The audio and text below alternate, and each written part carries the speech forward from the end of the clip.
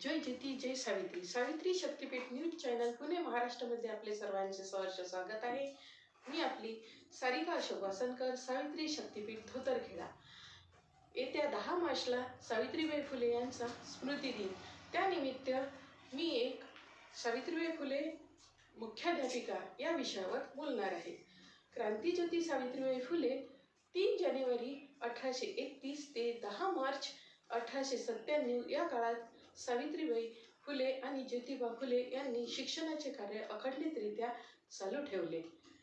1 जानेवारी 1848 रोजी ज्योतिबा फुले आणि सावित्रीबाई फुले यांनी पुणे येथील भिळेवाड्यामध्ये मुलींची पहिली शाळा काढली. त्या शाळेमध्ये सावित्रीबाई फुले पहिल्या शिक्षिका तसेच पहिल्या मुख्याध्यापिका म्हणून त्यांनी काम पाहिले. जेव्हा त्या शाळेमध्ये मुलींसाठी ॲडमिशनसाठी गेल्या तेव्हा सुरुवातीला 5 ते 6 मुली त्यांना ॲडमिशनसाठी मिळाल्या. त्यानंतर 5 ते 6 महिने अथक परिश्रमानंतर त्यांना 40 ते 45 मुली त्यांच्या शाळेमध्ये आल्या.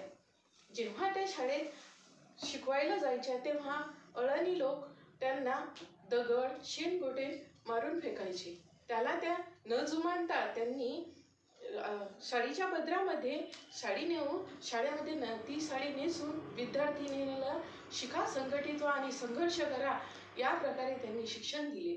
तसेच त्यांनी शिक्षणाचे कार्य अखंडितरित्या चालू ठेवले. शिक्षण हे वाघिणीचे दूध आहे, ते मी पिणारच. जय ज्योती जय सावित्री. धन्यवाद.